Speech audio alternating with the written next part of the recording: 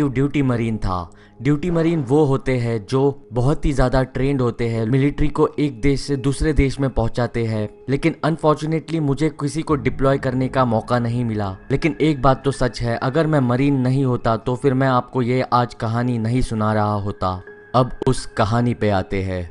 ये कहानी लद्दाख की है। वो विंटर सीजन की रात थी। मैं अपना जॉब खत्म होते ही मेरे कोवर्कर के साथ लेट नाइट डिनर करके उसे ड्रॉप करके अपने घर निकल रहा था। मैं एक गैस स्टेशन को पास कर रहा था। रात के कुछ 2 बजे थे। मुझे पता था कल मुझे सुबह उठने के लिए मुझे एक एनर्जी ड्रिंक की जरूरत पड़ेगी। गैस स्टेशन के स्टॉल से ड्रिंक लेने के लिए मैं गैस स्टेशन के अंदर धीरे धीरे बढ़ रहा था, लेकिन गैस स्टेशन के अंदर कोई भी नहीं था। अभी मैंने एंट्रेंस के पास कुछ तो नोटिस किया। वहाँ पे एक शैडोवी फिगर थी जो सडनली पॉपअप हुई एक गैस स्टेशन के वॉल के पीछे से। जैसे ही मैं गैस स्टेशन के अंदर घुस रहा था वो शैडोवी फिगर बड़ी होते जा रही थी, लेकिन मैंने उसके बारे में ज्यादा केयर नहीं किया। एज आई वॉज टायर्ड मैं गाड़ी के बाहर उतरा। मुझे लगा कि वो कोई तो ड्रंक इंसान होगा जो मुझे शायद चेंज के लिए पूछेगा या फिर पैसे की भीख मांगेगा।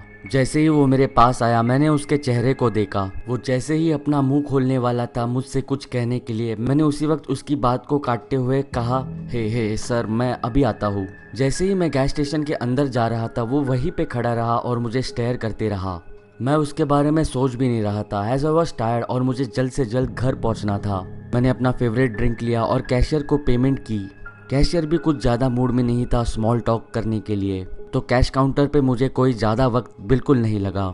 मैं गैस स्टेशन के बाहर निकला। मैंने देखा वो आदमी उस जगह से जा चुका है। मैंने अपने इर्द गिर्द उस आदमी को ढूंढते हुए देखा। मुझे इस बार उसकी शैडो गैस स्टेशन के पीछे के वॉल से दिखी। इस बार उसकी शैडो कुछ अजीब लग रही थी। मैंने ज्यादा केयर नहीं किया कि उसकी शैडो क्यों अजीब लग रही है ये सोचने में। एज मैं बहुत ही ज्यादा टायर्ड था, मैं अपनी कार की तरफ बढ़ा। फिर मैंने रैपिड फुटस्टेप्स की आवाज सुनी मेरे पीछे से मेरी तरफ आते हुए। ये सुनते ही मैं जल्द से जल्द पीछे मुड़ा उसके साथ आई कांटेक्ट करने के लिए।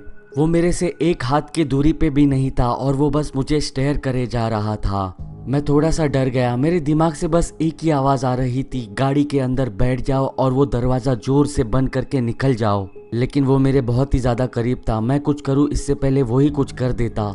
मुझे बस एक पीसफुल कॉन्वर्सेशन करनी थी उस खतरनाक इंसान से, ताकि वो मुझसे थोड़ा दूर जाए और मैं अपनी गाड़ी में बैठ जाऊँ और यहाँ से निकलूँ। मैंने कहा, ओ इट्स यू अगेन, क्या मैं तुम्हारे लिए कुछ कर सकता हूँ? उसके विस्पर में एक थ्रिल थी। उसने मुझे कहा मुझे कुछ पैसे चाहिए। मैं ये सुनते ही काफ़ी थ्रिल हुआ, मैं काफ़ी खुश हुआ। मैंने सोचा कि इस आदमी को मैं थोड़े से पैसे दे दूंगा और मैं यहाँ से निकल सकता हूँ। मैंने उसे कहा, रुको आप यहाँ पे रुको, मैं गाड़ी से पैसे निकाल के आपको देता हूँ। मैं अपने गाड़ी के अंदर बैठ गया और मैंने पैसे निकाले। मैं जैसे ही उस आदमी को मेरे पैसे देने वाला था वो मेरे गाड़ी के अंदर बैठ गया और उसने मेरे बाल पकड़ लिए। उसकी मेरे बालों पे ग्रिप बहुत ही ज्यादा सख्त थी। उसने मेरे बाल पकड़े हुए थे और वो मुझे खींच रहा था और उसने मुझे कहा, तुम अगर चिल्लाए या फिर किसी को बुलाने की कोशिश की तो मैं तुम्हें मार दूंगा। और उसने अपने जेब से एक नाइफ निकालते हुए मेरे गले पे रख दी और कहा, समझे?